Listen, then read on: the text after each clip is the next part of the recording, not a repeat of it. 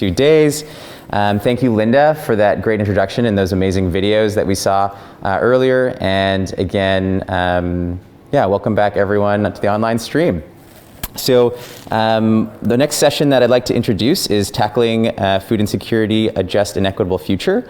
And I'll invite Sonja, the coordinator of the Food Share Network, up, as she'll be running the panel today, and I'll leave it there. Thanks.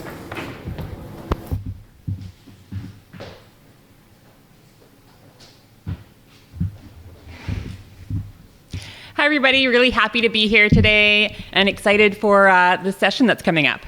So this session is going to explore some of the questions related to food insecurity and how individuals and agencies can take action to decrease food insecurity in the region.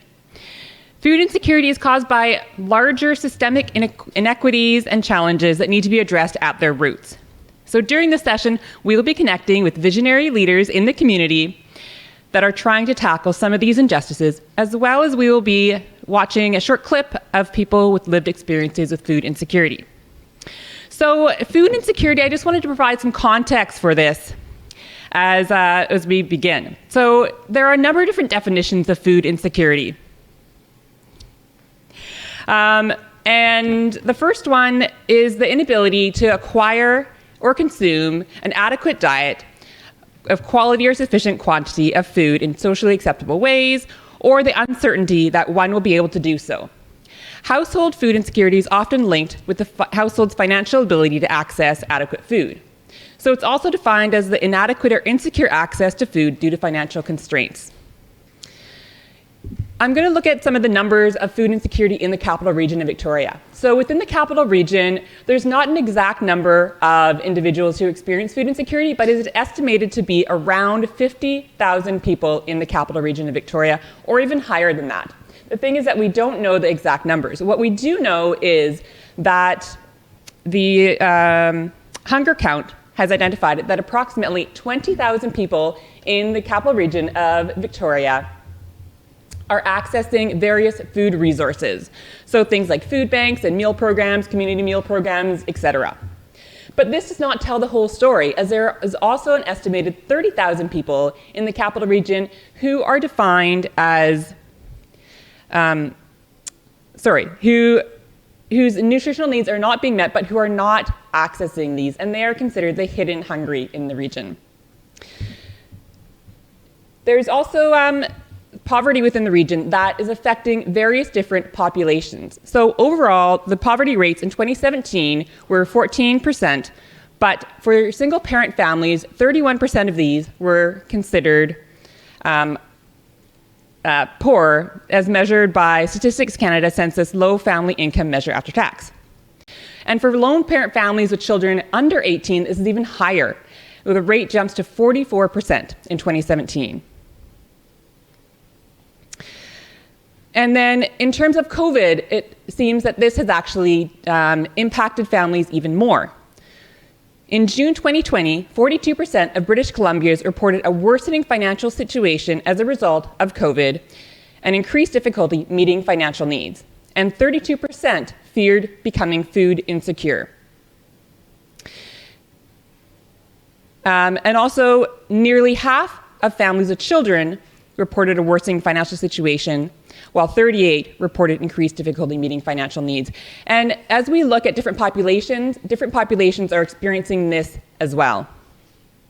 So some of the questions we're going to be talking about today is, how well are we doing to address food insecurity in the region? Are populations in the region being served equitably in terms of decreasing their incidence of food insecurity? And are there populations that are more at risk of experiencing food insecurity than others? So I'm going to go through a little description of the flow. So we're going to have a presentation by Joan Stonehocker on food insecurity. Then we're going to have a little bit of dialogue with Joan about that. We're going to see a video clip of people with lived experiences with food insecurity, and then we'll be introducing our panel of speakers today, and we'll have some time to have some dialogue with those speakers on this issue, as well as there will be an opportunity for questions from the audience. So as you're listening to either the presentation by Joan or the panelist dialogue, you can please enter your comments or your questions into the chat, and there'll be opportunity at the end to ask those questions of the panelists and of Joan as well. We will also have a graphic artist. Melissa from Drawing Change will also be drawing during this session. Melissa Kenzierski is passionate about voices being heard and visions being seen. As a graphic recorder, her approach is rooted in humility and intuitive listening with a desire to support getting to the heart of what is being said. She is excited for the opportunity to take part in the Good Food Summit today and hopes her work supports the summit in seeding a vision and cultivating an understanding of food security today and beyond. So she will be recording throughout the session, and there'll be time at the end as well for her to do a little wrap up about what she has heard and what she has recorded during today's session.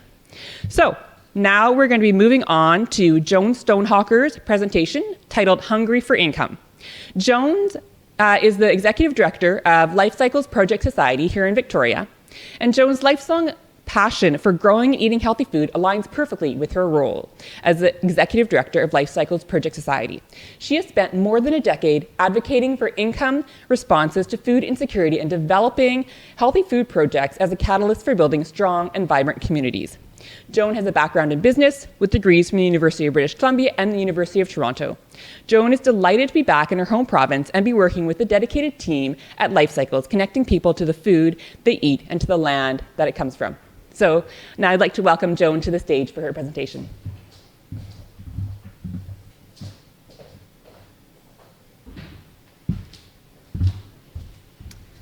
Thank you, Sonja, for that introduction, and thank you for allowing me to speak here today. I've called this presentation Hungry for Income, and because we talk so much about hunger, and especially at this time of year, we're talking about people needing food, and it's Christmas time, and there's always a strong food drive, and we talk about solving food insecurity, but really, food is not the solution to food insecurity. Income is. So we have some definitions here. Because how we define a problem impacts how we try and solve it. So we have the definition of food security that a lot of people are familiar with. This one is from the World Food Summit in, I forget what year, 1976, I believe. When all people at all times have physical access to sufficient, safe, and nutritious food that meets their dietary needs and food preferences for an active and healthy life. Then there's household food insecurity that Sonja already mentioned, and this definition came from Proof Research in Canada, talking about the inadequate or insecure access to food because of financial constraints. And finally, we have hunger, and hunger is an individual level physiological condition. I've been hungry, we all have some degrees of hunger, but it really isn't something that we can define broadly across a population, especially in Canada. So the Proof research started in 2013 with a funding grant, a 5-year funding grant, which was really sort of unprecedented, from the Canadian Institute of Health Research. It's an interdisciplinary research program working to identify effective policy interventions to reduce household food insecurity in Canada. So it started with a household food security survey module. They started that in 2005. They added it to the Canadian Community Health Survey. So we've had data specific to food insecurity in Canada since 2005. And in 2013, the Proof team came together to look at that data and really help understand what's happening. So it includes 18 questions. Some of them are specific to adults and some of them are specific to children, because we know that adults will go without food to make sure that their children are fed. And it divides food insecurity into 3 categories: severely food insecure, moderately food insecure, and marginally food insecure, based on the positive responses to questions like, do you worry about having enough money to buy food for your household? All the way to an extreme, do you go for whole days without food because you can't afford it? So the Proof researchers have created a number of fact sheets. 1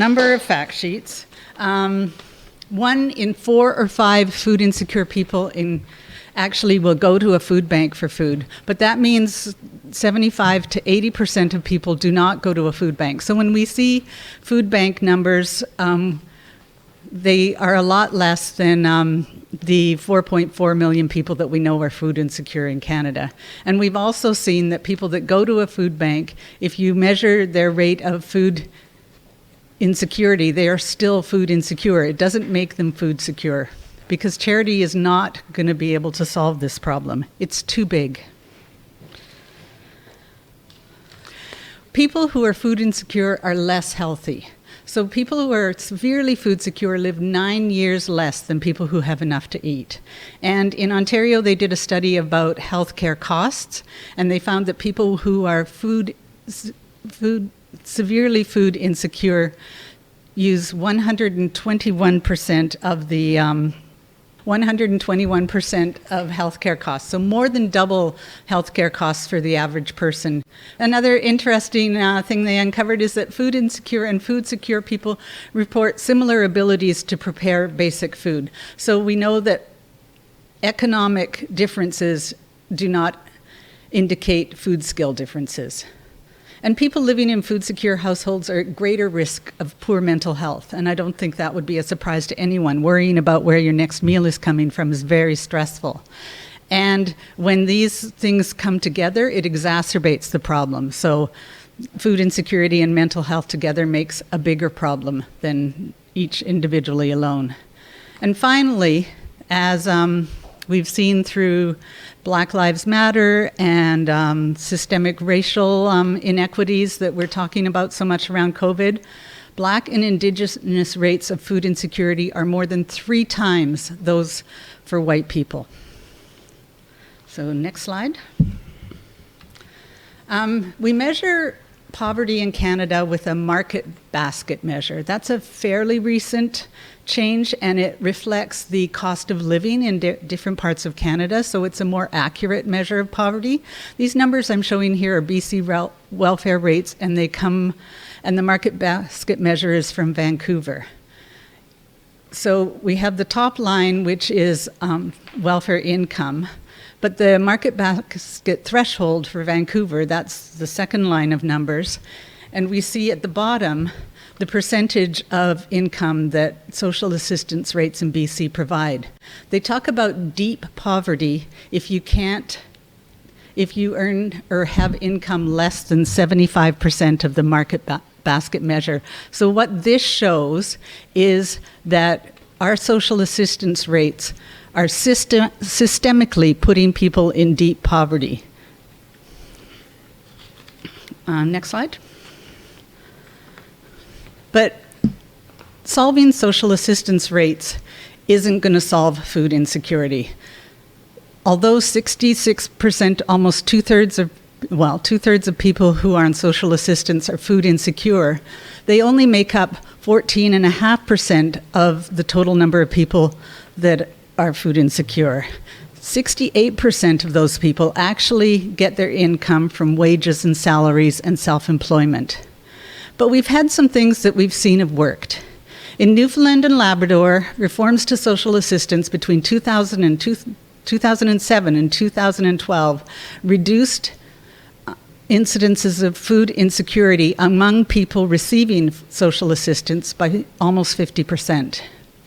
And when people turn 65 in Canada and become eligible for old age security and a guaranteed income for seniors, this cuts food insecurity rates by 50% as well.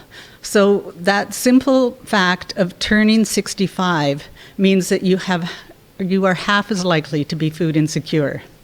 And finally, the Canada Child Benefit has shown that among severe food insecurity, families suffering from severe food insecurity, that dropped by 1/3. So when people have extra money in their pocket, they use it to buy food for themselves and for their families. Next slide. So what have we seen from COVID? Sonja talked about this already. During the first 2 months of the pandemic, food insecurity increased by 39%. We've had a big shift, an unprecedented shift to emergency response with increased funds from the federal government and community funds. But those are not enough to alleviate the effect of the job losses and economic downturn, evictions. Governments have demonstrated an ability to act quickly and get money out to people through things like CERB and CRB, and it has made a difference in people's ability to feed themselves. Next slide. So what we really are looking for is to come out of this pandemic with food justice. So in 1976, Canada ratified the International Covenant on Economic, Social, and Cultural Rights. We have a legal obligation to respect, protect, and fulfill the right to food.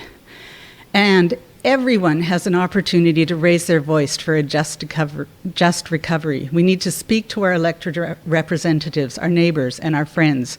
Organizations need to say that we can't go back to austerity and allow the system to just go back to where we were. Food insecurity is not a new problem. It was a big problem before COVID. So we need to make sure that now that we've had this opportunity to sit back and look at what's possible, we make the changes. A universal livable income floor, higher minimum wages, affordable housing, affordable childcare, healthy school food programs for all of our children in schools. We need to prioritize people and the planet and not profit. And then the last slide is just thank you very much for this opportunity to talk to you, and those are my contact details if you want to get in touch with me. Thanks.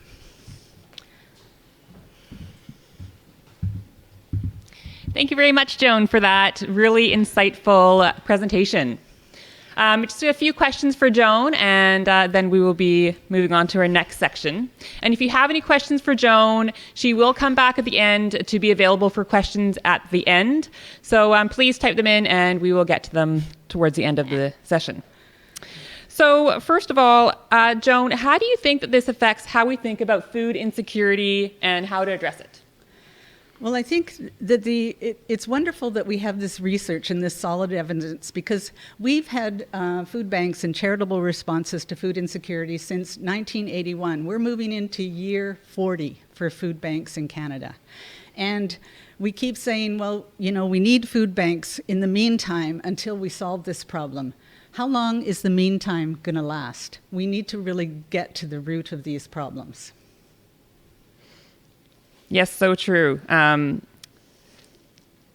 So you talked a little bit about basic income and how that has made some differences in people's ability to access food and to experience food security. So do you know of any pilots in regards to basic income and the results of what has been demonstrated through those pilots? So there's been a few basic income experiments. We had one in Canada in the 1970s in Dauphin, Manitoba, where they gave, it was called Mincome, and they did a lot of research, actually not until the 2000s, about the impact of that.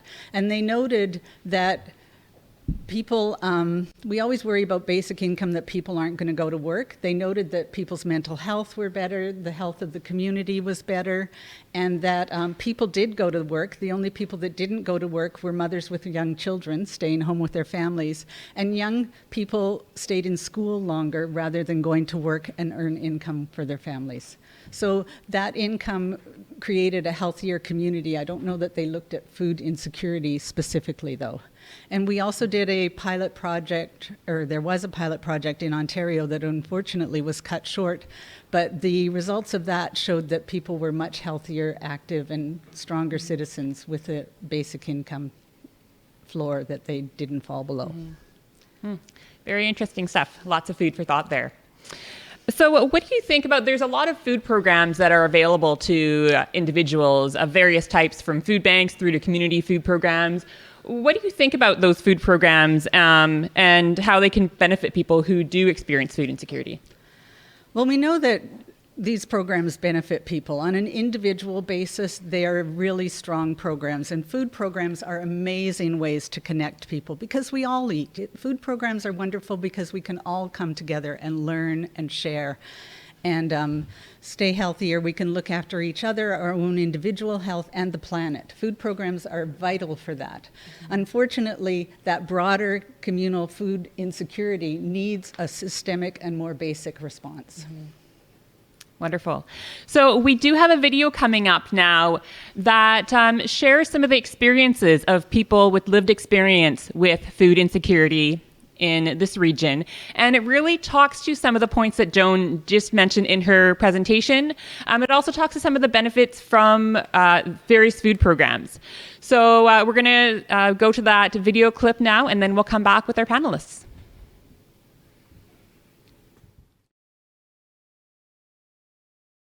Well, you know, I didn't grow up in poverty. And at one point, I owned my own house free and clear in Oak Bay. My children were brought up there. Life was really good. And I live in probably the least expensive apartment in Victoria. I live on disability, and I don't have enough money. I'm scared about being able to just feed myself. My husband and I have faced some food insecurity off and on for a few years for health and economic reasons. We have used the food bank a few times, the gift of good food during the summer and the fall, and food rescue since June. Using the food bank made me feel a bit ashamed, but grateful at the same time. Having access to the gift of good food and food rescue feels like it has a bit more dignity attached. Having food rescue in my life takes some of the pressure, worry, and anxiety out of the world's current situation, which has been very tough for my mental health. It is also nice to get out of the house and chat with the other ladies in the lineup.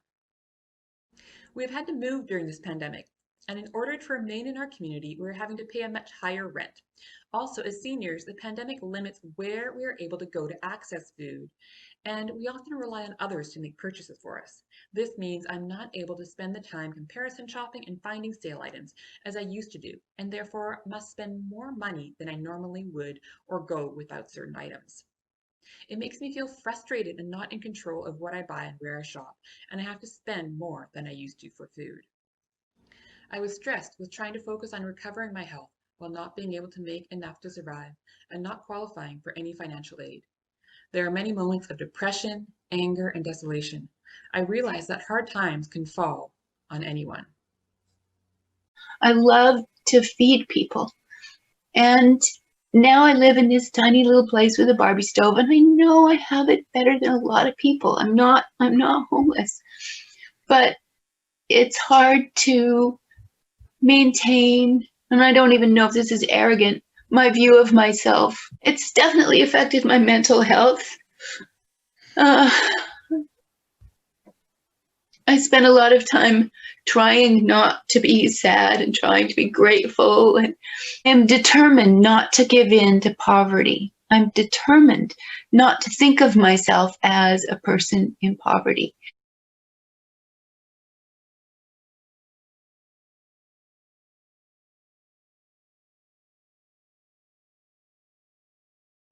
Well, for a few years, I was going to the food bank where you get other people's expired tins of things and a lot of pasta, and that's what I can afford on my own.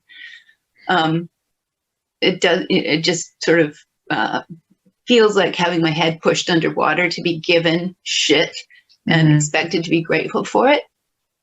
I'm a human being, and I'm not less of a human being because I have less money. Like near the end of the month, there's like noodles and beans and stuff that people contribute to food banks for poor people to eat. The thing that has made the biggest difference in all sorts of ways has been the Fairfield community thing with Virginie. I do the food rescue, a variety of vegetables.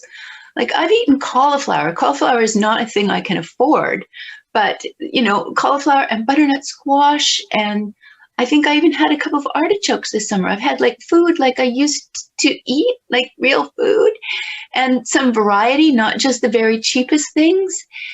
And sometimes there's been like ground turkey or chicken legs or something, like actual protein, and the $25 gift certificate for Thrifty Foods, and I could get fish and meat and you know, good quality protein, and shop in a grocery store like that. You know, I had like moments of feeling like a human when I could go into a nice grocery store and people didn't know I was poor.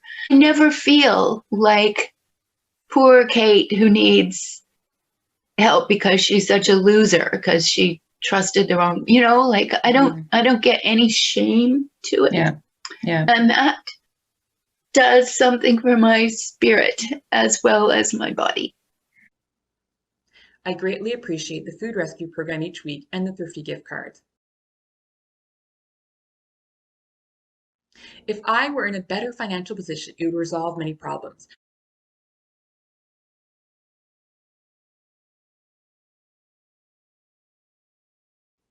Over the past summer, I utilized the City of Victoria's Summer Plant Distribution Initiative, and I thought it was a fantastic idea. You gain a new appreciation for food when you know where it comes from and you have to grow it yourself.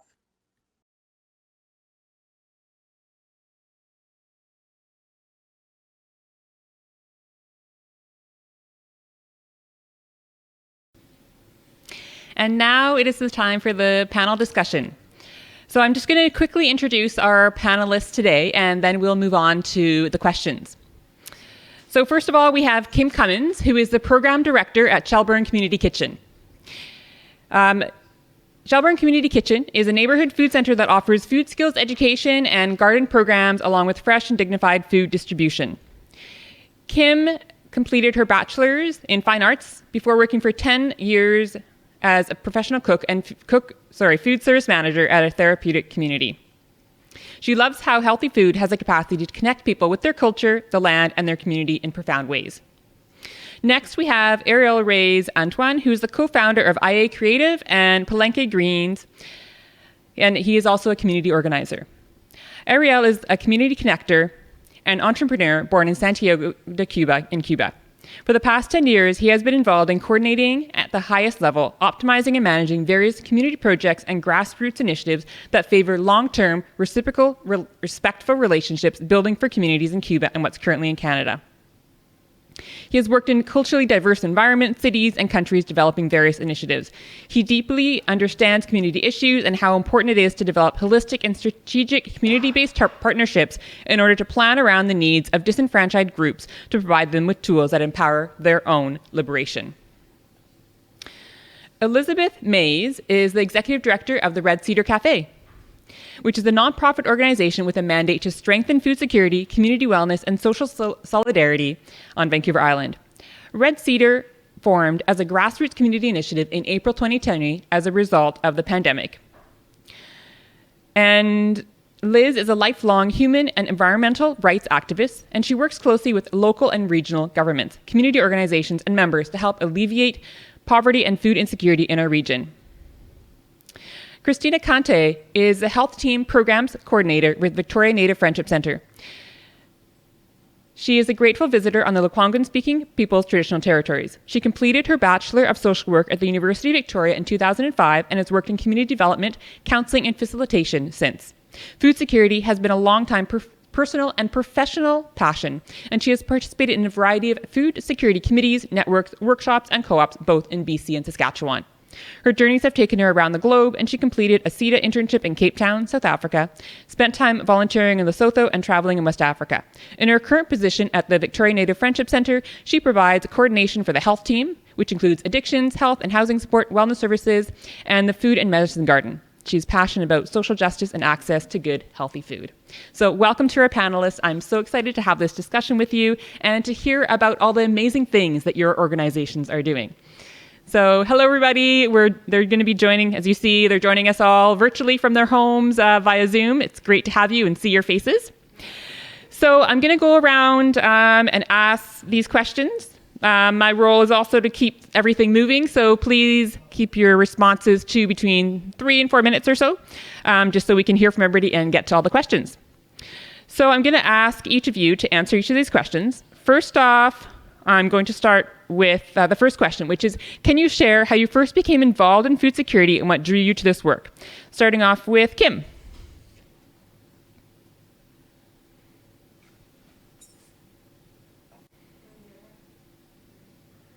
Oh, we can't hear you, Kim.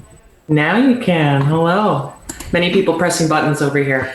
For me, I first became involved in food security actually when I was accessing resources myself while going to school in Montreal in fine arts. There was some incredible student-run initiatives like a food rescue model, daily food bank, and a soup kitchen. There was a cooperative grocer, and a lot of resources that really kind of helped me get through.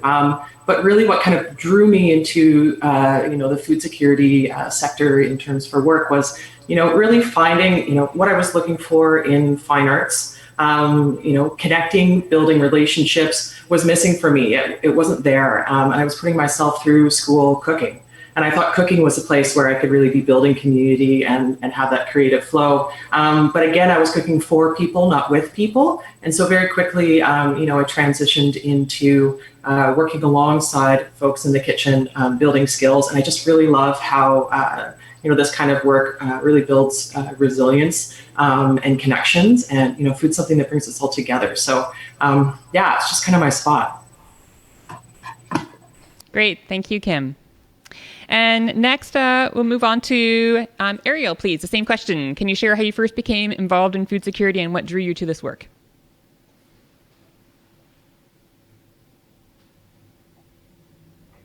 Hello, everyone. Thank you for having me here. I would like to start acknowledging how being a visitor in this land, being an immigrant, how I came into food security. First of all, was reclaiming my connection to the land.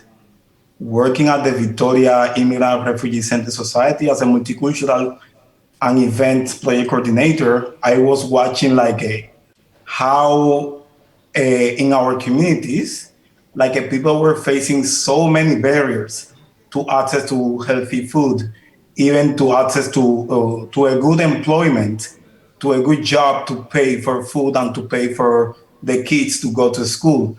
And then while managing all this and creating all these different projects, I was there is a huge gap into in our communities that people are not accessing to healthy food, because it's not only accessing to food.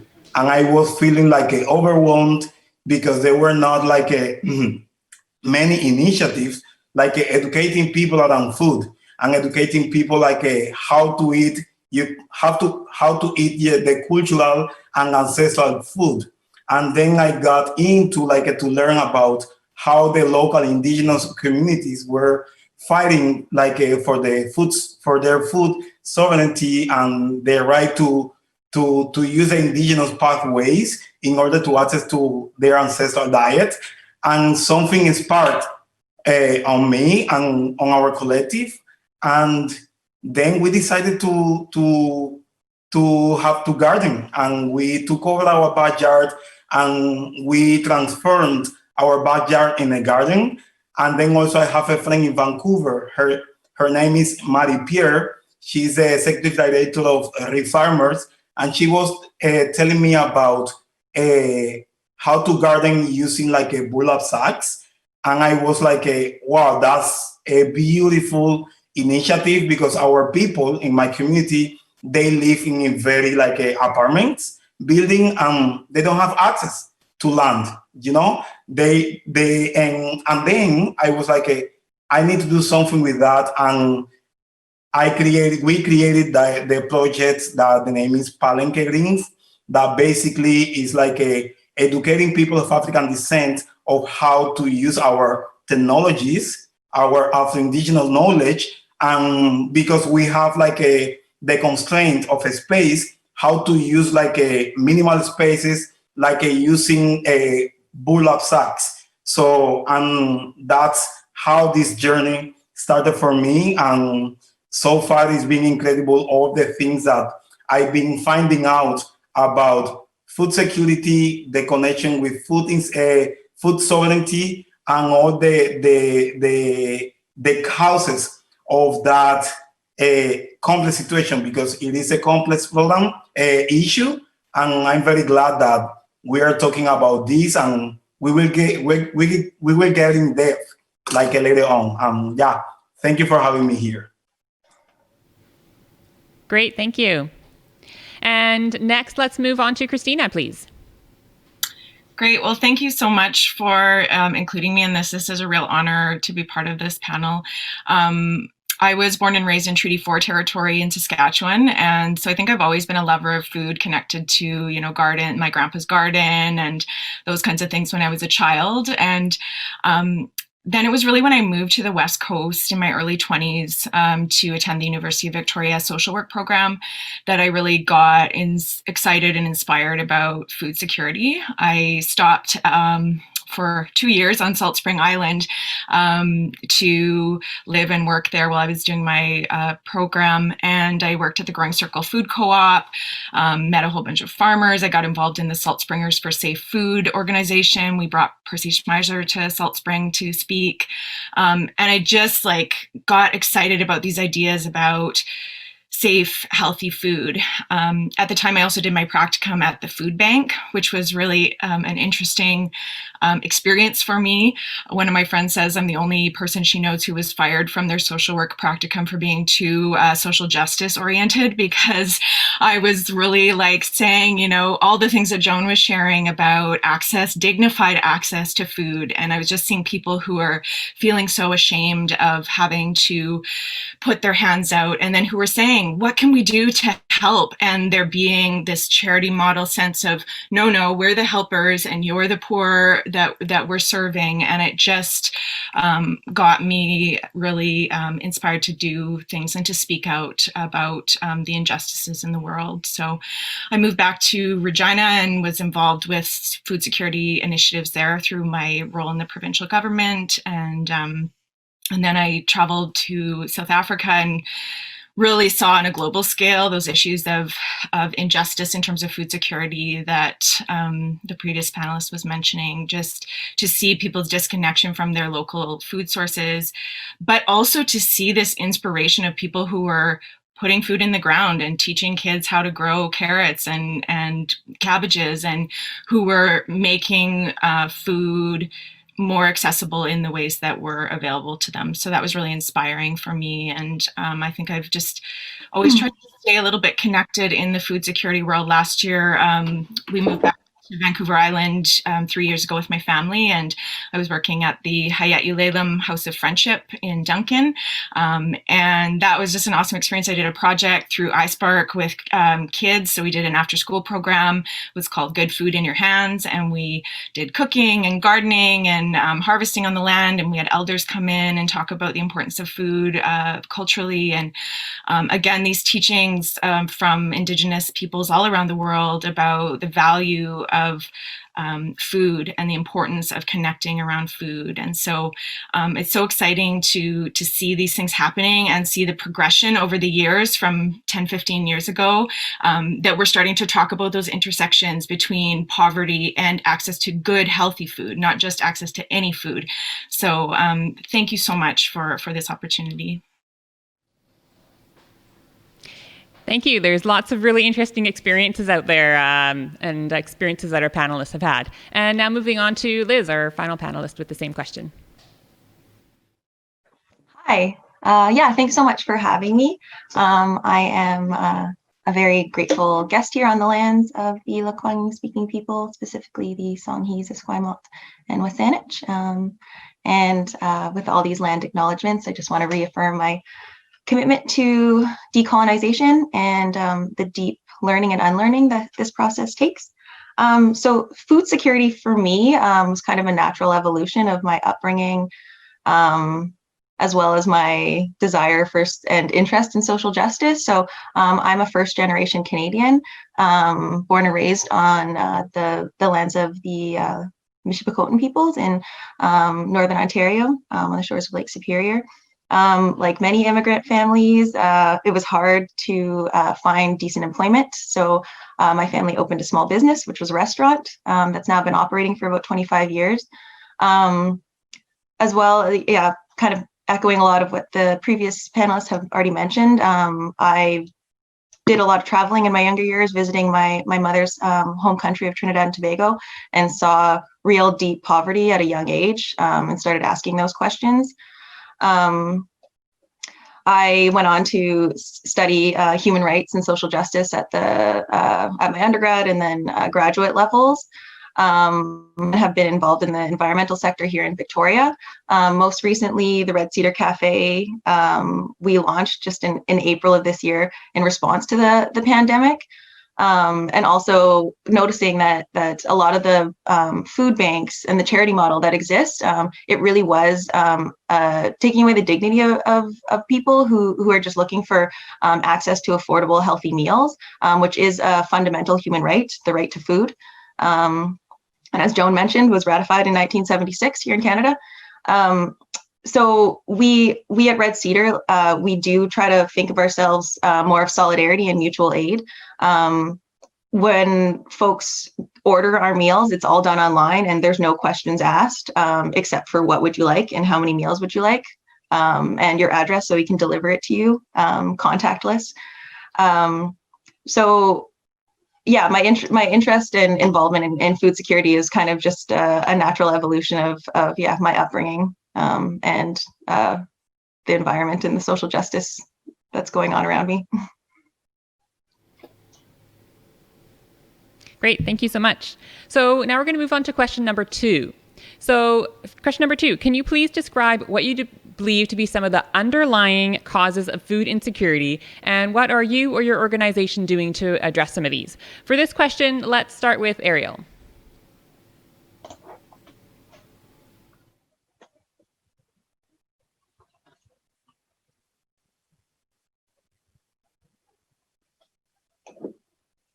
Perfect. Yeah, that's deep. But for me, one of the biggest cause of food insecurity is colonialism. We already know that the colonial system have created that disconnection from the land and from our ancestral food systems. So we currently rely on third parties to produce our food. And that's one of the biggest issues that it is gonna take us a lot of time to tackle it, but we are already recognizing the fact that the impact of the colonial system and the violence that came with that in our bodies, and even how do we see our connection to land. That's first of all. The other one is that the structural racism, have created a food apartheid, as the two a person that were describing a food insecurity and their experiences. When you go to our communities, and I'm talking about the immigrant and the Black community, you see that these examples, they are plural. There are hundreds of people that have they have not access to affordable, fresh, and local food. And the way the colonial system works is the way we have been disconnected from our ancestral food. When we move to this land, we don't really understand what grows well here. And because we are disconnected from the land and we live in apartments, we don't really understand, and we stick to what we know. So then we have to go to Walmart to have access to our food, the food that we know. So the other things immigrants, we don't understand what to eat in this land, and what is similar to the diet that we used to have on our countries. And then you see that oppression that structural racism have created, and there is we need to analyze the intersectionality, as Joan was saying before, of land access, education, because if you educate a kid how to plant a kale, that kid will eat that kale. But that's not the situation. We are not teaching our kids how to reclaim that connection to the land, to live in reciprocity to the land, because we have to consider that the land is alive, as all the global indigenous people, they recognize that land is life, land is connection, and land is our mother, So that's the other thing, education. And then you see all the economic pressure, and we saw income. We know that for our immigrants and Black communities, it is very hard to have a livable wage. And then if we have a $1, we need to spend $1 on cheap food, and it is not good for us. Also, when we talk to all the food banks and all these organizations and emergency food, there is we need to rethink the way, the supply chain. So we need to reframe the way we provide food, the way people access to food, and we need to collect data. We don't have enough data to know where all those, we already know to what communities all these policies impact the most, but we don't really know what's happening in those communities. So yeah, I think those are for me the biggest causes of food insecurity. Yeah, there's so much good stuff that you included in that, and it really is unfortunate that we're still experiencing the impacts of colonization, and that they are so deep rooted. As you mentioned, they are kind of ingrained in our being from the experiences that many individuals and families pass through the generations from those experiences, and connections to the land that definitely there's been a disconnection there and a loss there. And Linda mentioned how one of the kind of impacts or the experiences that came out of COVID was people connecting more to food, people connecting more to gardening. And as you mentioned, one of the initiatives, the Palenke Greens initiatives, Ariel, that you guys have been involved with, was kind of recreating that connection to the land and to growing your own food, and how important that is for all of us to have those experiences. For next, let's move on to Christina. So I'll restate the question again. Can you please describe what you believe to be some of the underlying causes of food insecurity and how you or your organization are working to address these issues? Sure. Yeah, I think Ariel really so succinctly said so much of what I was thinking about in this area. I think colonization and the ongoing colonial impacts is a huge part of what continues to affect people's ability to connect with food. And I think, the structural issues of racism, of classism, of sexism, of transphobia, all these kinds of things also come into play and impact people's ability. So for us at the Victoria Native Friendship Center, an organization that's been around for 50 years, and friendship centers in general have been really a place to support Indigenous urban communities in accessing the various supports and services that they might need. And so a big part of that is food. And it's, of course, culturally, food being so important to Indigenous community. Sadly, with COVID, we had to stop our Friday community lunches, but that was such a central part of VNFC, of a place for everyone at the table. Everyone was welcome. Nobody, everyone could sit together and share food. but we've sort of pivoted as an organization to provide food hampers and distribute food hampers to community, especially seniors and people who are in isolation or who are immune compromised. But again, over the years, really food has been so central to the work at VNFC. Having food provided at all of our programs is really, really important. We have a daycare on site, and they're provided good, healthy meals every day. Again, pre-COVID, we had lunch and learns where we would bring in nutritional consultants and people to share about nutritional information. And those were open to community as well as staff to attend. So again, that idea of everybody sharing in that information and sharing in food preparation together. The last year and a half has really seen a resurgence in our VNFC garden. So we have a beautiful year-round food and medicine garden. We had Mr. Organic, Dave Friend, involved in helping us kind of build that from the ground up. And we've been able to include our daycare kiddos in that process as well. So it's so sweet to see them out, harvesting their sunflower seeds and, checking on their potatoes and eating kale out of the garden, and they're actually, loving it. So it's exciting to see the possibilities of what can happen when people connect around food. And we've joined the Canadian Food Centres Canada. We're part of the Indigenous knowledge sharing network there. So that connects us to people around the country that are, initiating amazing things. So I think food is just so central to all these things. And so it's great to be able to make a small impact for the lives of the community that we serve.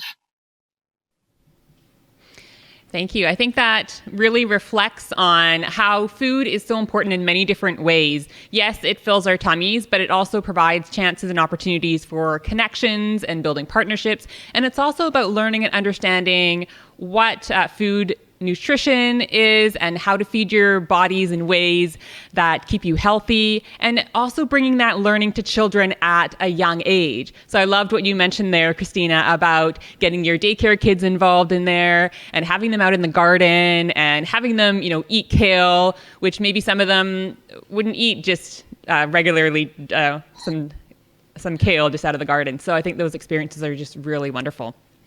Next, let's move on to Liz for the same question, please. Awesome. Thank you so much, Christina and Ariel.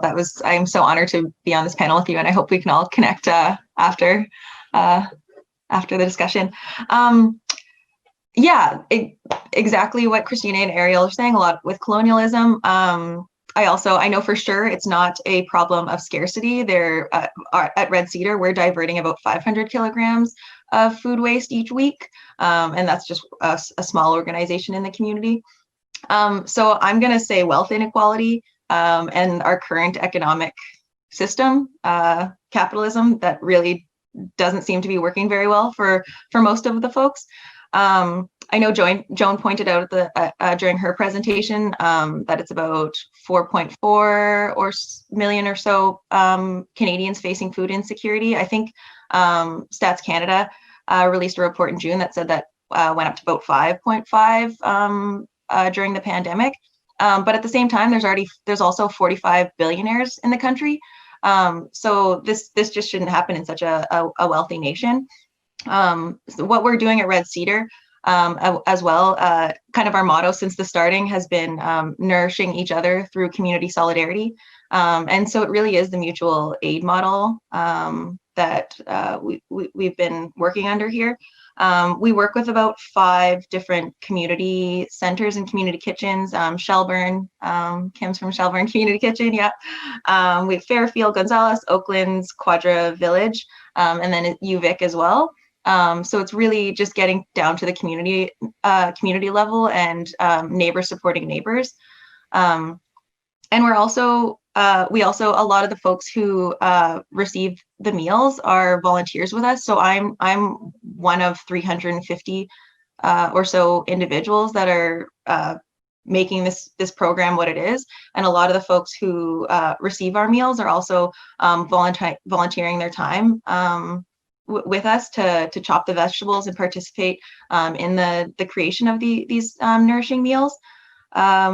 So yeah, and us as an organization, what we're speaking truth to power. We're as much as we can, just talking about the systemic issues that lead to food insecurity, and really very clear that food banks and the charity model are not the solution. Great, thank you. I think some of the things that you really reflected there on was the importance of community partnerships and how there are some really great community partnerships happening in the region here in Victoria, organizations working together and supporting each other, and doing what they can to support those who are experiencing food insecurity. And one of the other interesting points that you made, Liz, was in regards to food diversion and your comment about it's not a fact that there's not enough food out there. There is a lot of food out there. A lot of it is being wasted. And luckily here in Victoria, we have a wonderful program that is diverting a lot of that food that would otherwise be going just to the compost, and instead it's being diverted so that it can be enjoyed, and it still has a lot of nutritional value to it, and it can be enjoyed and rather than just being thrown out. So let's move on to Kim then. That same question, please.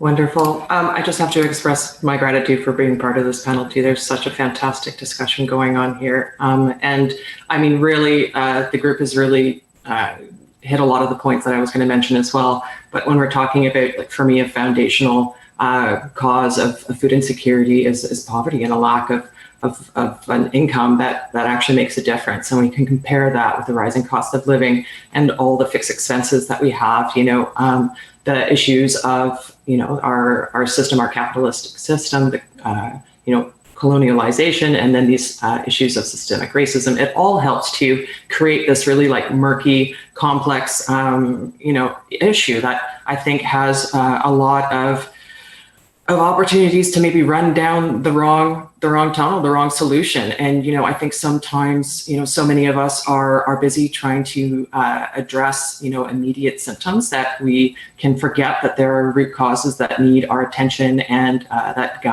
that support. We need to be able to, encourage advocacy and education and find opportunities, as all of you has mentioned. The charity model is not the solution. And honestly, support becomes enabling. And, with all of our good work that we're doing, sometimes I worry that, it takes away the pressure from the government to really, make some serious change. But, at the kitchen, what we do, understanding that, food security, so much of what we do is really about kind of addressing some of those symptoms, but also striving to create opportunities for food skills education and coming together and addressing, some of the issues of social isolation, and just building those skills that really can, have our members work with the resources that they have available as best they can. Some of the things that I really love about the work that we do at the kitchen is our food distribution service that we offer, the pantry program. It's very much so values forward, because it's not just about what you offer, it's about how you offer and the thought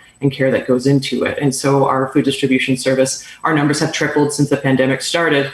And one of the things that we used to do pre-COVID is that our pantry program was really set up like a grocery store, and people could come in. No one's watching them, no one's keeping track. It's very low barrier. You don't have to have any proof of income or catchment. Everybody's situation is different, and food. It shouldn't be that hard to access, nutritious food for you and your family. So people would just come on in. They would, run through the different categories that we have that would help with meal planning. They can avoid the foods that maybe don't work for themselves and their families. We would have accommodations for, dietary restrictions, lots and lots of fresh produce that would come out of our own gardens, as well as through our partnerships, with local farmers and food producers. And we would access some food rescue as well. And part of that is all about, dignity and choice, and just making it as easy and low barrier and low stress as possible. Because really, it's a difficult situation to be in the first place, accessing services, and it shouldn't be such a negative experience, I think.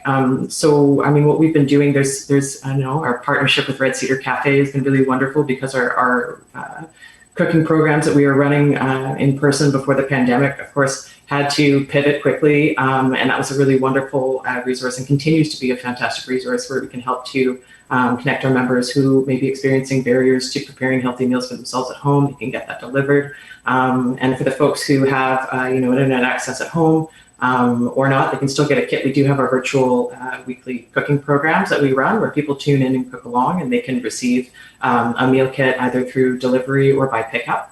And so it includes all the healthy ingredients and recipes that you would need. And we focus on seasonal ingredients and, food skills basics, building different skills and techniques about preservation and how to reduce food waste. Food in the garbage is money in the garbage, right? So how do we get the most we can out of what we have available? And partnering with Get Growing Victoria this summer was really wonderful because we helped to set up over 50 new container gardens with our members. And again, just like so much of what you guys mentioned, that connection to your food and your connection to your community, I think there's a lot of profound work that can be done there. But it is a balancing act between, meeting some of those immediate symptoms and offering as best quality food as we can, as much choice, and making it as easy and low barrier as possible. Getting people together through, cooking programs and gardening programs where folks can socialize and build new skills, but also share the skills that they have.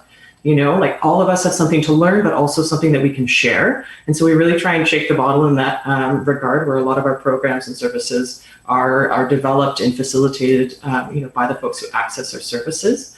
And so it's really just, kind of a space where we're trying to get together and eat some good food. But I mean, so much of what I was going to mention was really chatted already about. So I'm right on board with where this conversation's going.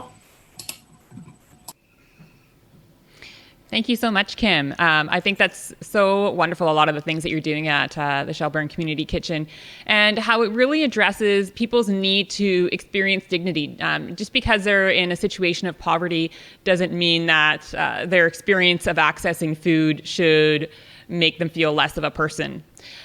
So you really talked about, how do you try to create a situation where that feels normal. And we saw a little bit of that in the video clip as well, about people experiencing food insecurity and what some of the other community programs are doing to make it feel as like a dignified access to food.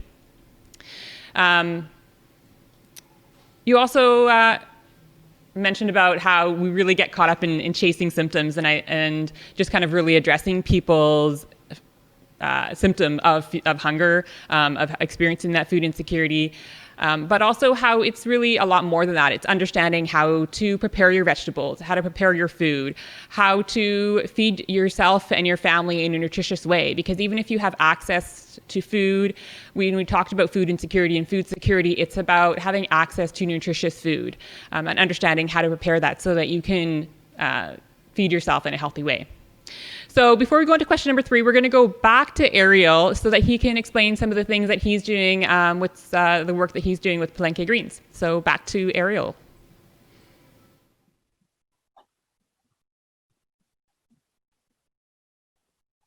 Thank you, Sonja. So yeah, I'm very glad to be part of this a panel. All my panelists, they are amazing. And I just wanted to share a bit more of what we do. Because our community is very, the issues are more complex than other communities because we already know the systemic barriers that the Black community have been facing. Is we decided to really empower and educate our community with something very simple. And it is learning about gardening skills. And then we decided to implement, to install 50 Palenke greens that basically Palenke greens are burlap sacks gardens. And we went around the city because the issue with the model is people come to the organizations to learn. What we did was the opposite. We went to people's houses. And through the summer, we implemented 50 Palenke greens in our communities. And let me tell you something. What I saw in those houses and the way our people are living people are living in poverty, and it really affected me a lot. But because the work that we were doing was so meaningful for them, I decided I can't stop this, and I want to spread the word of what's happening in our communities. Then the second project for Palenke Greens was we need to provide a food. We need to create an emergency program that can really connect people with the food that grows well in this land. So then we created the Palenke produce boxes that we were able to collaborate with many community organizations. And one of the things is the CR Fair. Thank you to the CR Fair for giving the opportunity to really express ourselves in the way we want to express. And then we decided to support 110 households during this the month of October, November, and December. And so far, we have been able to deliver, because we want to our program to be a barrier free, a 1,400 pounds of fresh locally grown produce that have been collected by the South Island Farm Hub.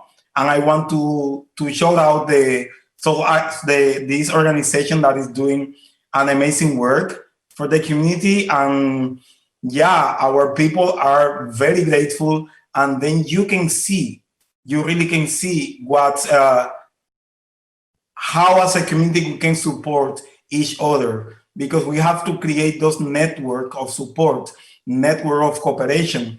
And that's what we've been trying to do. So the other program that we have been collaborating with is La Teranga. So La Teranga is part of the Samba Center.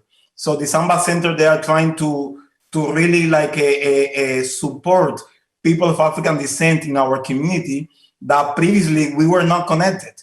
There were a lot of people in our community, they don't know each other. And even we don't know each other's struggle. When the Black Lives Matter movement pop up in Victoria, then we say wow, there are so many people of African descent in our community that even we don't know. So we have been partnering with La Teranga and the Samba Center, and it's been so amazing to see how we can lift up each other, and how can we collaborate. And so far it's been a great journey, and I'm very grateful that we have been able to do that. And also, aside the CR Fair, the South Island Farm Hub, we have been collaborating with other businesses Norwich, the Chef on the Run, the Plot Market Garden, that there are people that have been attending our ask, we need to get each other, we need to work together, because that's the other thing, that the way we can tackle food security is as King and Michael or the panelists were talking about, is learning from each other, because we all bring so many skills to the table that we can create those grassroots initiatives that are going to keep pushing the system to make it more equitable. And yeah, thank you. Thank you so much. I love hearing about all these wonderful partnerships and collaborations that are happening in the community and that are helping to connect us together, to get to know each other better, and to really understand what each other is doing. And you also mentioned, both you and Kim mentioned, about how we can learn from each other, and how those individuals and families who are experiencing food insecurity also have something to share and to teach us. And they have something that is worth learning from as well. And it's really important to recognize those. And that helps provide that dignity as well that we all want to provide. Now let's move on to question number 3, which is, do you think that there are certain groups or segments of the population who are overly represented in the food insecure population, or who are more at risk of becoming food insecure? If yes, who do you think these are, and what do you think is the reason for this? For this question, let's start off with Christina, please.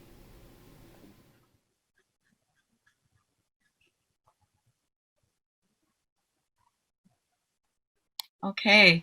So I think this sort of builds on the last question. And I mean, Joan's statistics also were really clear in terms of the overrepresentation of Indigenous, Black, and people of color, people from immigrant communities are definitely overrepresented in terms of food insecurity in Canada. And I think this just speaks to those issues of colonization and of the systemic isms that we were talking about previously. So, I think also women and especially single mothers are really at risk, and single fathers as well, of course. And I think, as Joan mentioned, often people will go hungry to feed their children. So it may be that the children are also at risk, obviously, but the parents themselves maybe because they'll prioritize their children's needs. Definitely elders, and we've seen that within this pandemic. I think the guaranteed income at 65 does help some people, but especially now when we're being told to stay home, and people over 60 especially are at greater risk.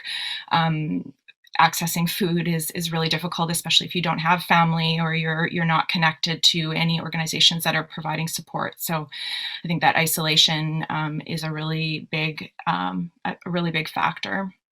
And then I would add sort of the trans and gender diverse populations as well. I think we're still in a time where there's stigma and discrimination, and people accessing services may not feel comfortable to do so, depending on how that access might be for them. So those are the things that come to mind for me. Thank you. And what about for the second part of the question? You probably talked about a little bit about this in your introduction, but why do you think some of these individuals and families are experiencing more food insecurity than other groups? Well, I mean, I think it connects to all of these things of poverty, and it connects to things of land access. And, when people are renting, especially in Victoria with the housing the way it is and the high rents. And so not only, as Ariel was sharing, about people who don't have, who are living in apartments or don't have a yard, we have a huge homeless population as well in this community. And they're definitely at huge risk of on a daily basis not having their food needs met, even though we do have amazing community organizations that are distributing food to people. It's still not enough. So I think it really just connects to all those issues of colonization, the structural inequalities. And I just wanted to share a quick story about somebody that comes to the Friendship Center. And one of the ways that he's an elder in the community and accesses various services, but also shares. And every blackberry season, he comes and brings us bags of blackberries, and he feels such great pride of being able to share. He knows all the best blackberry spots and the places to go, and he so happily shares those with us as staff and other community members. And I think that those are those little ways that people are taking food solidarity back into their hands, and ways that organizations can support, like Kim was sharing, like all the panelists have shared about how people are actually participating in the production of food, and those things can really make a huge difference. So. Thank you so much for sharing that story. I love that. And I think that's a really important point, that many of us really enjoy sharing with others. And that provides a source of joy and connection. And when you're food insecure, it can be really difficult to be able to do that. And that can affect the way that you feel about yourself. That can affect, your feeling of confidence in yourself, or your feeling of who you want to be, or who you feel that you are inside. So I love that story, that he's finding ways to do that and share those food resources. And I'm also really saddened to hear that so many elders are experiencing food insecurity, because they the elders in the Indigenous communities have so much knowledge and wisdom to share, and are really a key part of their communities. And to hear that there's a lot of food insecurity with the elders is really it's heartbreaking, because it's harder to do a lot of that sharing if you're also experiencing food insecurity and the stress of what that can bring. Okay, so same question. Let's move on to Liz, please. I'll just reread it again. Do you think there are certain groups or segments of the population who are overly represented in the food insecure population, or who are more at risk of becoming food insecure? If so, who, and what do you think is the reason? Oh, thanks. Yeah, Christina did a wonderful job there of just kind of naming all the equity-seeking individuals who are often left behind and facing food insecurity. Red Cedar Cafe is one of the only agencies currently providing meals for the unhoused, so probably no surprise, but folks who are currently unsheltered are very food insecure. So we're providing about 1,500 meals per week to the unhoused community, and we work very closely with folks with lived experience of food insecurity. Again, just with the understanding and recognizing that neighbors supporting neighbors and community solidarity and is really vital to actually moving the needle when we're doing this work. We don't currently actually ask any questions to our clients or the folks receiving our meals. We really just ask, what's your address and what would you like? I have spoken on the phone to a lot of older folks and seniors, and that's only because they have trouble accessing our online platform, so it's easier for us to take the orders over the phone. But I know a lot, the testimonials that we receive are from the working poor, so the people who are kind of having to decide between paying their utility bills or getting their children's school supplies and buying dinner. So a lot of people are just living on the edge. Victoria is a very expensive city to live in, so it's just the working poor are a lot of our clients. Yeah.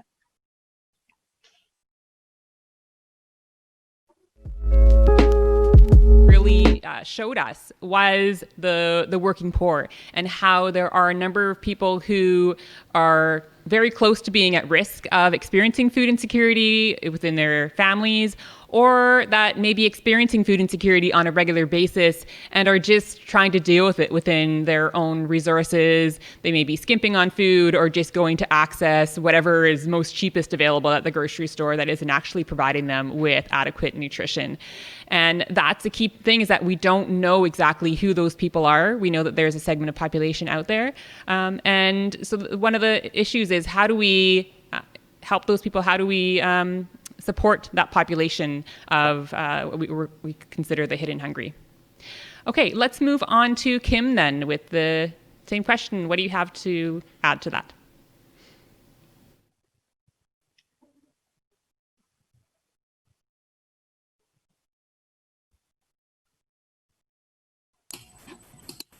Thank you. I really have to agree with Christina on this one, and some of the points that Liz made as well. I mean, I think we're all kind of on the same page here, but for me, the BIPOC communities are certainly overrepresented when we're talking about food insecurity, and that really speaks to these underlying issues of systemic racism that really limit fair and equitable access to income opportunities and resources across Canada. And that's been an ongoing issue for a very, very long time. And I'm really grateful that, amidst the COVID pandemic, that the Black Lives Matter rally has really started a lot of conversations that I think folks coming from a space of not knowing have been maybe a little reticent or a little apprehensive to have, and to be able to bring people into those conversations and to learn from each other mutually rather than building division. I think really, I hope that continues because that's how we really work together.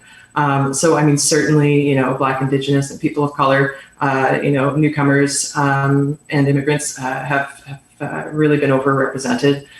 Families, of course, and single parent families, when you've got the cost of having a family but only one income source coming in, you have to do more with less. And that's certainly on top of that. You're working, you're trying to get your kids to school. There's lots of expectations in the school system about healthy food, which from our members' feedback we understand is sometimes can be quite a stressor. And there's some fantastic programs going on in the school district that are helping to mitigate that issue. For us, we're seeing about 400 people a month accessing our pantry program, and they're choosing the foods, in a no contact way by placing an order with our volunteers and staff over the phone or in person, so that they get just what they're looking for. And what we've been really striving to do during COVID is, if we want to be able to promote a more sustainable and just food system, we need to put our limited budget in the local food producers and our local farmers. And so I've been really grateful that we have, also partnered with South Island Farm Hub and with Omnivore Acres, and to be able to offer as fresh quality produce as we can, and to have diverse and culturally appropriate food. So not just assuming that we know what's best for other people, but asking, how is it helpful if the solutions aren't coming in collaboration with and primarily from the folks who are accessing the services, because they will know best, right? It's drawing from that lived experience and working together. But unfortunately, I think there's just a lot of intolerance in Canada in general. I think our notion of being a diverse country is maybe a little bit more show, and we're working on it. And I want that work to continue, and for all of us to be able to come together to really, put in a concerted effort and really have those conversations that I think maybe sometimes are very challenging to have, but coming from a space of not knowing, and really taking, an active listening approach and really being there to draw in as many perspectives and experiences as possible, and working together towards solutions is really kind of the only way. So yeah, I think there's a lot of communities who are overly represented in food insecurity, but I'm hoping we can all work together to something that's a bit more fair and equitable, and that we all have equal access to appropriate income, so this gets changed. Yes, and those conversations are really so important to have, and that's one of the things that the Black Lives Matters demonstrations have really kind of shown us, that we need to have these conversations. We need to have them across the country. We need to have them in Victoria. That Victoria is not, immune to these same issues. So yeah, thank you for raising that. Okay, now let's move on to Ariel, please.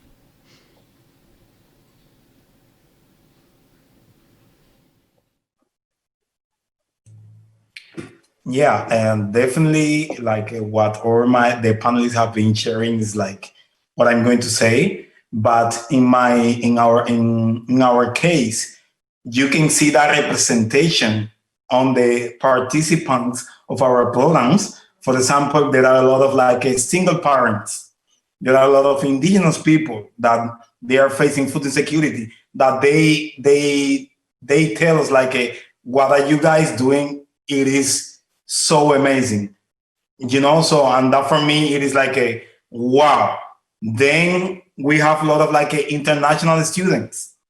We have a lot of our community, Black people, the BIPOC community is part of that overrepresentation within the food security. So it is the answer is there. There is a system that have been pushing us. I know I can share, for example, there are a lot of immigrants that immigrated to Canada in the middle of the pandemic.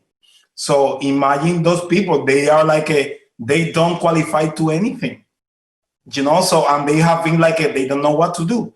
A lot of people, a lot of immigrants in that situations, they are part of our programming. Also the working poor. As Elise was saying, there are a lot of people, even they are white people, that they have lost, they got laid off, and they are part of our programming. So it is not only Black people, people of color, it is like a community of people, of humans, that they are really facing a serious situation.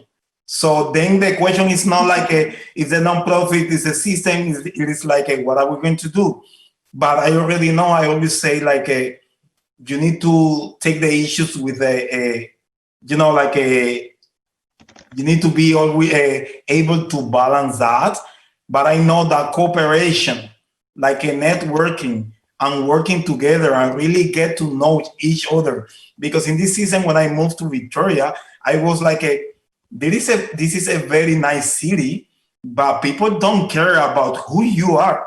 People are not really they are not interested to know you. But with the pandemic, like everyone was eager to support, eager to know, eager to get educated, and those are the communities that, in my opinion, they are overrepresented within the food insecurity. So yeah, that's the fact. Yes, and thank you for raising that in regards to new immigrants, that they are a very vulnerable population and often experience a higher level of food insecurity than other populations. And I'm just going to go back to some of the statistics in regards to how COVID has affected these populations. So what COVID has shown us is that various populations are experiencing more financial difficulty as a result of COVID. So for instance, West Asian and those of West Asian and Arab descent experience 45% more financial insecurity. Latin American descent experience 41% more in food insecurity, and those of South Asian descent are experiencing 41% more likely to experiencing difficulty meeting financial needs as a result of COVID. So there is a lot of experiences out there of people of color and also of new immigrants. So this time I'm just going to check in to see if there's any questions from the audience that we want to ask.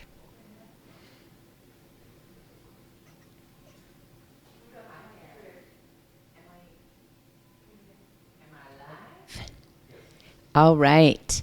We do have some great questions coming forward from the audience. And I'm going to put Alex's out there first. She asked, not to one of the panelists in particular, so anyone can feel free to answer this, but how can the necessary anti-poverty, anti-racism work that your organizations are doing firsthand, how can they be embedded into rerouting our local food system? So I'm going to turn it over to the panelists to respond to that.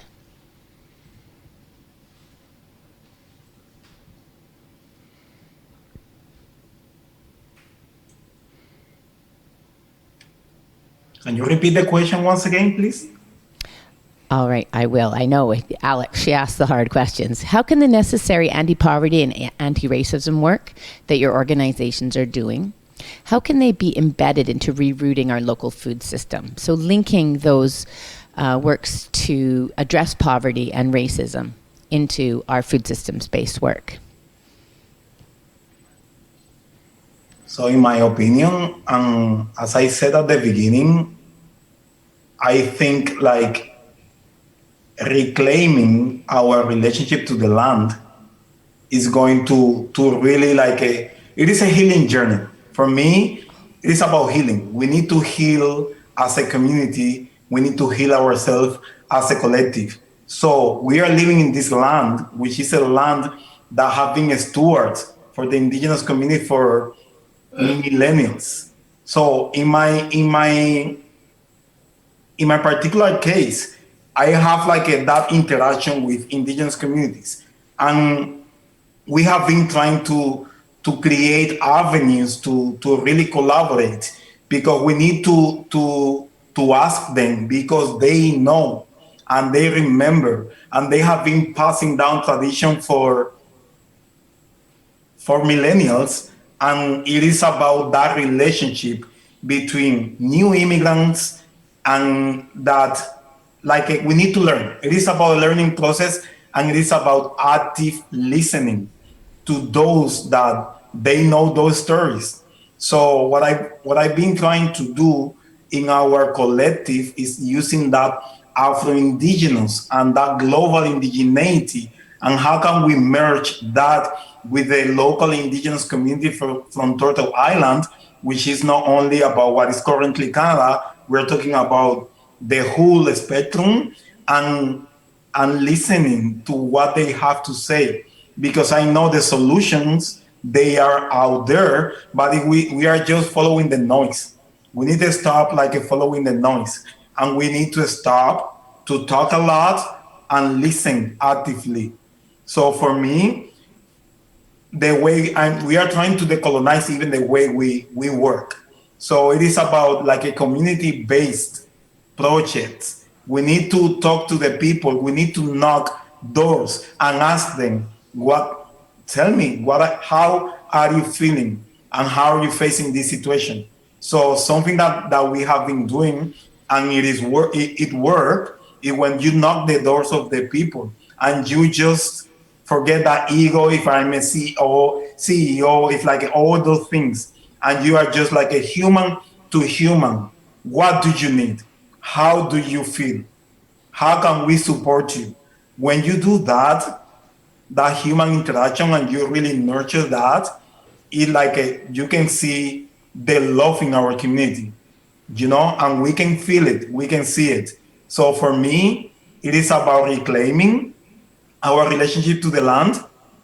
It is about living in reciprocity. And then going to the field, we need to leave our offices and we need to go out there and ask, and really support and listening. So that's what I want to say.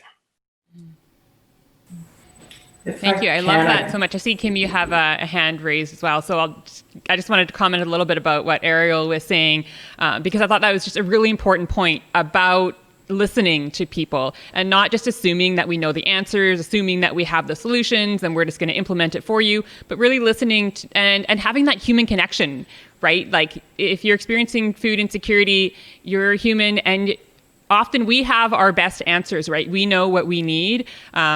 And we just need people to listen to us and hear us and do that in a partnership, to do it together. So Kim, over to you, please. Sure. When we're thinking about concrete examples about how we can integrate anti-oppressive practice into our work, I think a big part of that is about, going from start to finish. Do we have equal representation in our decision makers? Are our participants and the people that we serve playing an integral role in our planning processes? And how do we do our work? Understanding that, whatever might be the easiest way of delivering a program might not be the most accessible way. And 9 times out of 10, that's exactly true. And so always working from a space of having multiple points of access and multiple ways of engaging. And I think that encouragement that Liz mentioned as well is about having the folks that you are serving who are interested in volunteering, really part of that community, and really that is an incredible resource, having lived experience that you can draw from to really help make decisions and to be able to lend a hand. I think all of us in one way or the other, when we receive some sort of help or support, we want to be able to give back. And for us, so many of our participants play core roles in our garden programs and are helping to grow fresh produce to supply our pantry program, or sharing the meals and recipes that really have worked for them in the years and for their families in our cooking programs. I think that is a way where we're all collaborating and we're drawing on that community knowledge, and really thinking about accessibility and what that means in a lot of different ways. It's about the food that you offer and where it comes from. It's about how you communicate about your programs and how you communicate with the folks that you are serving, and taking that extra time to listen, because it's the need is ever growing, which is really concerning. But as Ariel mentioned, taking that time to really be human to human and have that active listening approach and being there for each other, and letting the surveys and the demographics and the metrics, let that all pass and really be there with someone in those moments. I think that's where having that balance between quantity and quality can be really struck, because it's about serving many people well and in a way that is dignified and works works for them and what they have going on and is low barrier and accessible, while serving as many people as you can and having them enfolded in that practice. Great. Thank you so much, Kim. So it sounds like we have a number of audience questions. So I'm just going to go back to Linda to ask another one. All right. Thank you. We've got a question from Anna, and this is for Liz from the Red Cedar Cafe. Anna's asking, how are the 1,500 meals delivered to those in need, the unhoused? And a follow-up question also is, how do you serve communities, specifically the unhoused, who do not have access to computers? So I'll turn that over to you, Liz. Hi, yeah, thanks Anna for the question. So we've partnered with a few agencies around the community that have lived experiences of homelessness, which is really important in the work that we're doing for relationship building and trust. So we actually deliver it pretty much tent to tent. We go visit folks that are sheltering in parks currently. So there's about 10 locations that we visit twice a day. So there's a team that goes out at 9 a.m. and then again at 3 p.m. And it usually, each distribution takes about 3 hours or so, because we are in that work when we're handing out meals. It's a lot of conversations and also just a harm reduction and outreach and just being a support for the folks who are unsheltered right now. So making sure that they have whatever we're able to supply, we try to supply, whether that be some socks or some batteries, some Gatorade. We're currently getting some hot holding beverage equipment, so we can provide hot chocolate as well when we're distributing our meals. So yeah, great point that the folks who are currently unhoused, they don't have access to the internet. So unfortunately, they're not able to choose the meals. We do have a set menu for each item that's going out, which it will be a different item for breakfast and a different item for dinner. And we do the folks who are going out and doing the distribution are aware of all the ingredients, so we can at least keep in mind dietary restrictions and stick to that.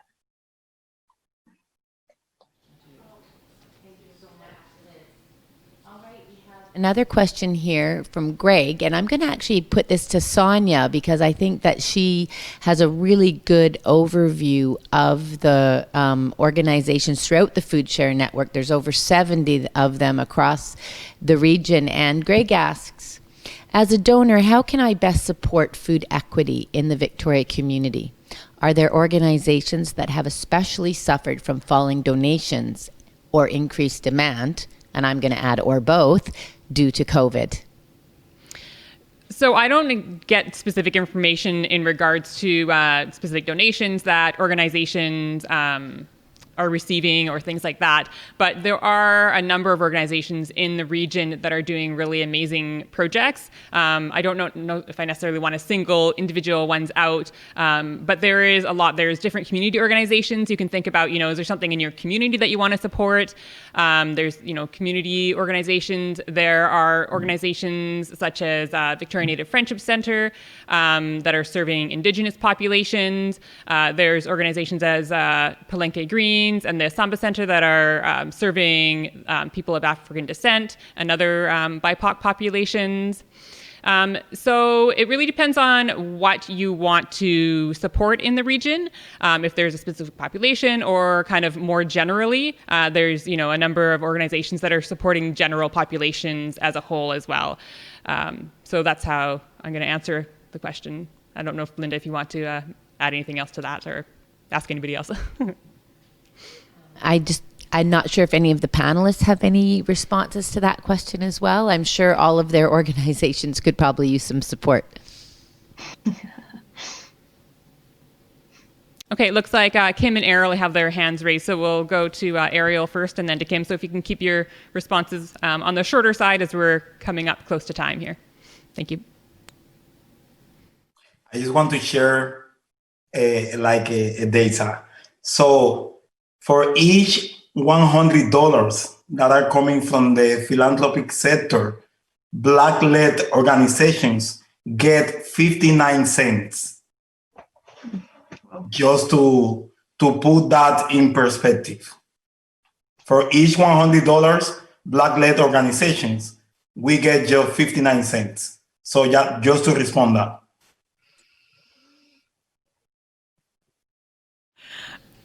Okay, Kim.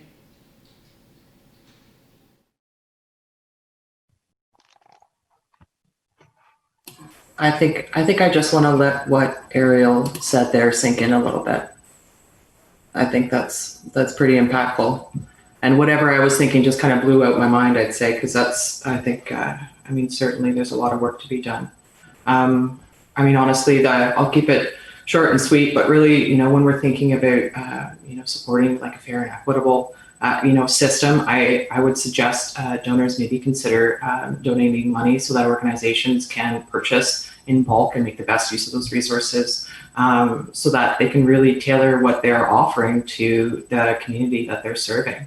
And we're thinking about having, good food policies in place that really help to promote healthy diets. I think that really gives an organization a lot of capacity to be able to fill in the gaps in terms of what they're serving, and also some power to be able to offer culturally appropriate food and fresh food, and really to help invest and support our local farmers and our local food economy, so that our money really stays in our community. So just a suggestion there, but I'm just going to sit again with what Ariel said, because I think that needs some space and deserves it. Yeah. Thank you. So I have a final question for the panelists. What do you think we can do as individuals to improve food security in the region and decrease the number of people without enough access to safe, nutrition, and culturally appropriate food? So with this, let's start with Liz. Thank you. Thanks so much. I think, reflecting on what all the panelists have kind of spoken about, is growing your own food and connection to the land is super important. So having access to land and the ability to grow your own food. What you can't grow, support local, support sustainable organizations. Really, I think if you are able to have a say in the procurement, if you're from an organization, really look into your procurement policy and make sure that its values aligned and that you're supporting organizations that are doing the work to move the needle and really working towards anti-poverty and food security in our region. And I think just because the time that we're in, I get out there and vote. We're in a by-election right now. So there's a vote coming up next Saturday. And I know the candidate that I'm voting for is values inclusivity and affordability. And I think her opponent is wanting to increase the police budget. So get out there and vote next week. Great, thank you, Liz. So let's go to Christina with this question. And just as a reminder, if you can keep your responses to around 2 minutes. Thank you.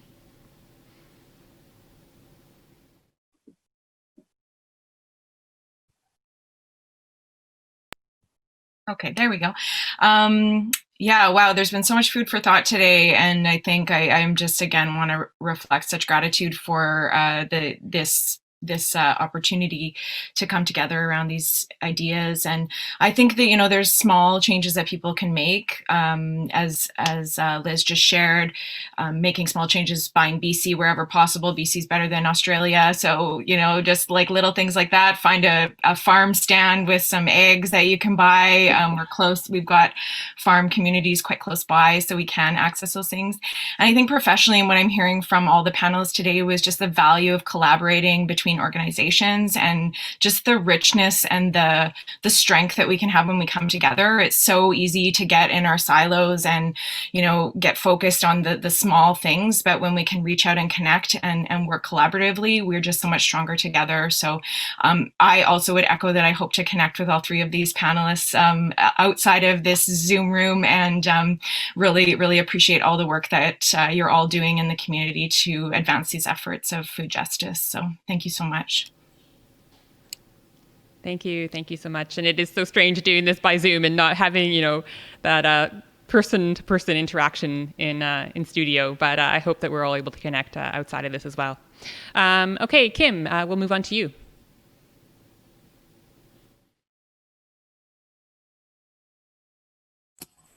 Wonderful. I was just hoping if we can just reground in the question real quick. If you could just repeat it for me here.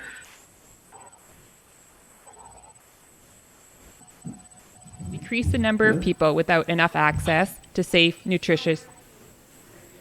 Oh, okay. What do you think we can do as individuals to improve food security in the region and decrease the number of people without enough access to safe, nutritious, and culturally appropriate food? Thank you very much. I mean, for me, really, echoing a lot of what everybody had said about, like, having organizations collaborating and working together on, like a unified strategy, I think would really help make the best use of everyone's resources. I think, one of the biggest things for me that I try never to lose track of is, like, there is so much immediate work that needs to be done, but we cannot forget about where we're going and make that space for addressing those root causes, because that's really where, all of this immediate can be relieved, so you always need to dedicate as much of your time as you can to, like, the big and heavy work ahead, and not get lost in the daily. But when we're thinking about collaborating and working together, thinking about small things that we can do ourselves individually, of course, like, sharing your skills with others and getting it there and learning and having that space of not knowing and asking questions. And that's okay. Like, we don't need to know everything. It's about having a discussion. And I think there's a lot of really great work that we can do to greater our own perspective and learn where other people are coming from and learn about their own experiences that really help maybe kind of situate us and our actions and ground it in a space that can help, work towards a more sustainable and just food system. And I mean, really, for me, when we're talking about food insecurity, it's an income thing, right? So, like, for me, reaching out to TAPS and connecting people with, supports for getting their income taxes done and getting out there and voting and getting educated and educating yourselves and having discussions with others so that, there's that motivation and that excitement and getting that advocacy going. I think there's a lot of opportunities where we can create more space for voices to be heard and really simple, very skills forward, actions that we can take to get more money into people's pockets. So whether that's raising social assistance, oh gosh, there's so many things, but just one step at a time, and don't try and change the whole world all at once. Start small, start in your community, and keep having discussions. So I too hope that we can all connect because it's been really wonderful to have this discussion. Very grateful to be here, and thank you. Thank you so much, Kim. And Ariel, now over to you for your 2-minute response, please.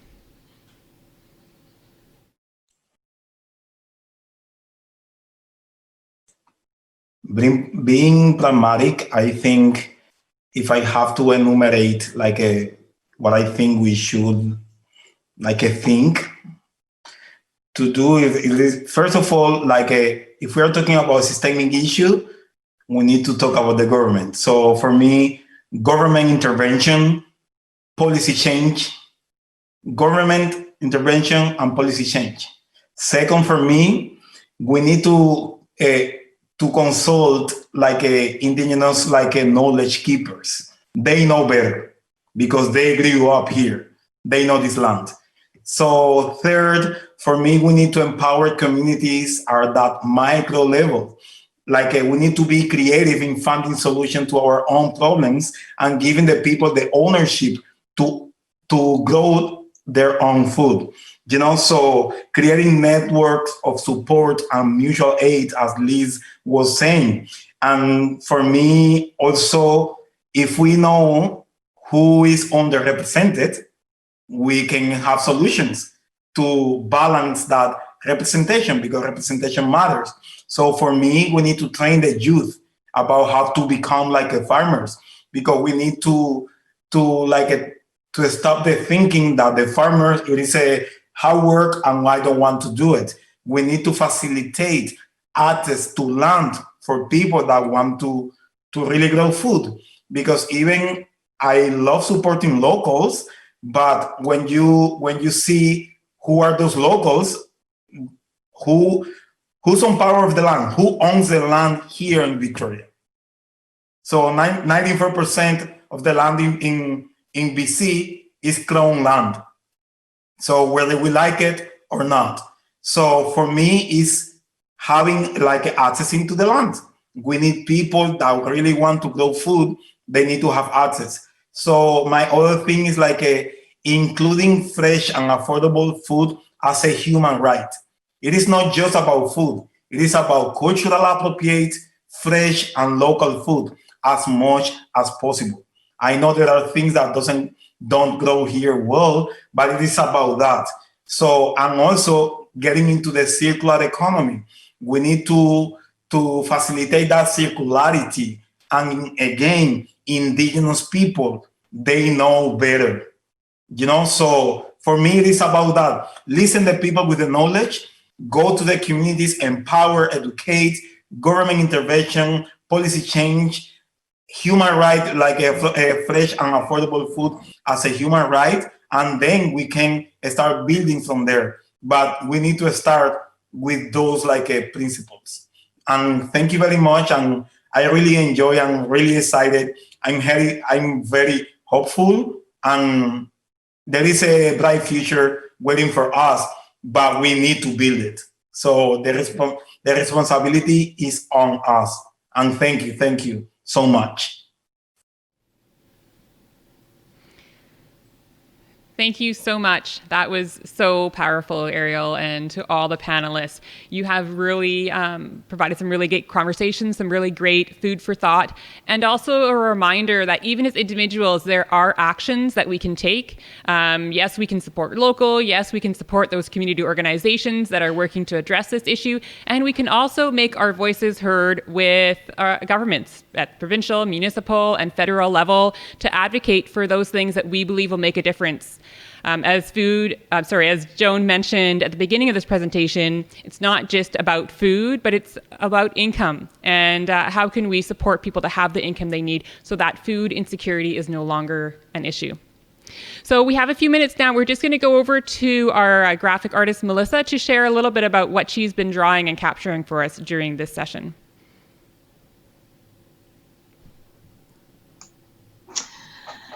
Hello, everybody. Thank you very much for having me. This was a privilege to listen in on the conversation that was going on. There's a lot of really valuable insight into food insecurity and the root causes. And that was my goal here today, was to capture that. A lot of really great points were said. And this image here is a bit of an evolution of capturing the conversations that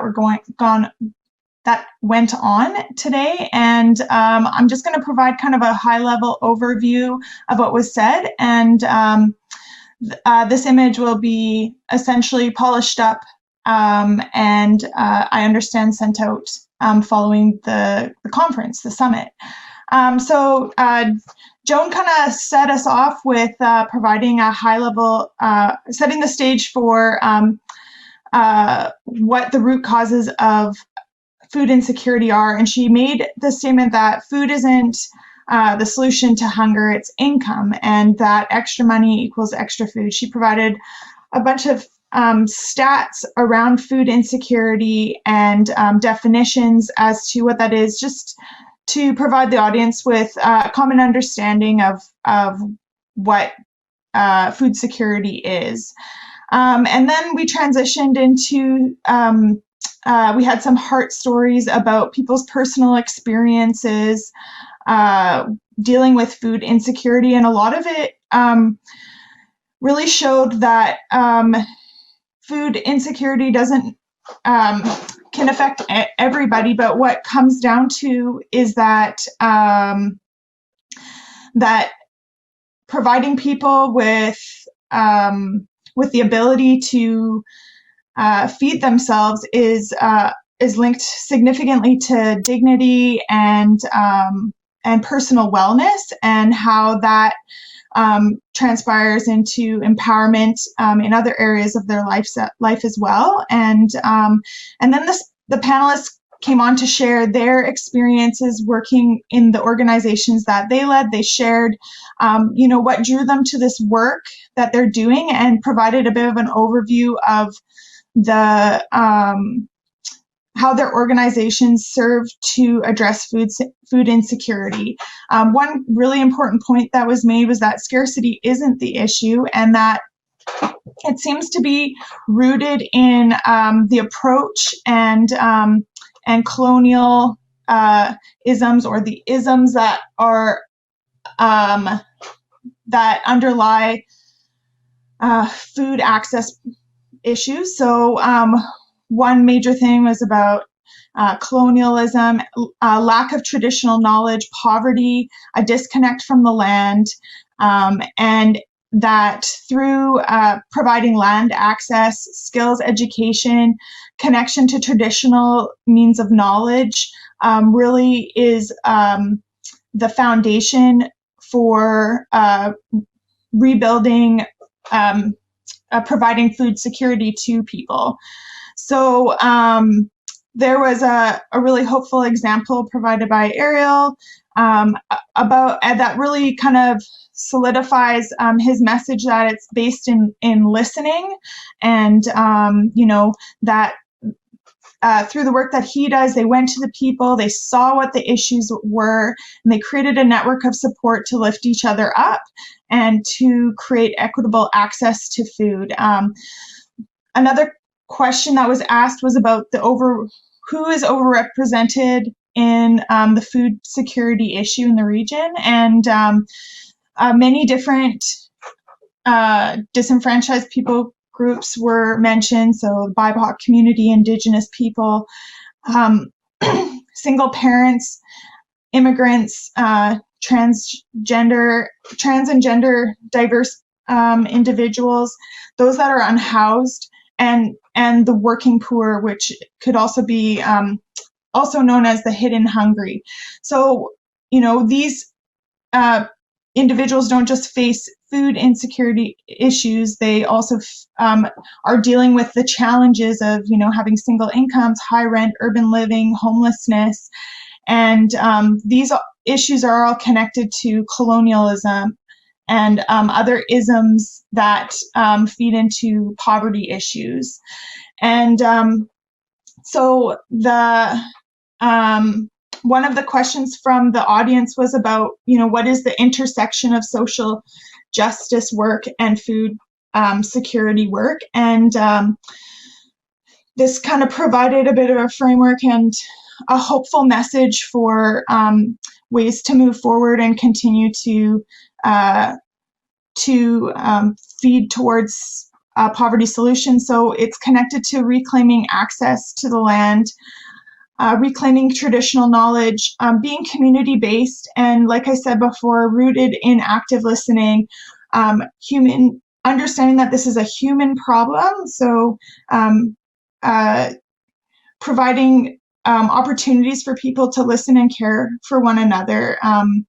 And one of the panelists also shared how in leading an organization, it's also about modeling new ways of doing things, in how, ensuring that there's equity at the table, that perhaps the most efficient way of doing things isn't the right way of doing things, and being mindful of the colonial ways that influence these influence organizations, and reframing how organizations are run and how programs are delivered, and being mindful of the communications that take place there. So ultimately, there is need to make space to address these root causes, from income to ways of thought. It starts small, and a lot of it can be connected to how we vote, government intervention, policy change, reconnecting people with identifying knowledge holders, and reconnecting people to the land.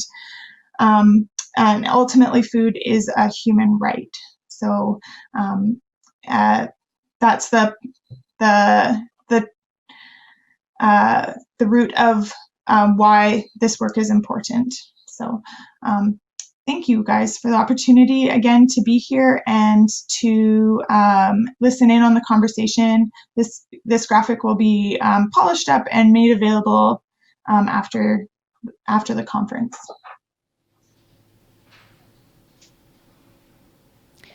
Thank you so much, Melissa. And thank you again to all the panelists for taking the time to participate in this really important discussion. And I hope that you all that are watching out there in your homes took something away from this and maybe have an action step for yourself of something that you want to do yourself to help address this issue. Bring this conversation to your kitchen tables, to your dinner tables, to your children, to your friends, to your colleagues. Let's take something away from this and take some action so that we don't forget this discussion, but we start creating more momentum on it. So thank you once again, and I'm so appreciative of this opportunity to have this really important discussion and have this conversation. So thank you to CR Fair for bringing this conversation to the table. And now we're just going to wrap up, and Rudy has some final comments before we move to break.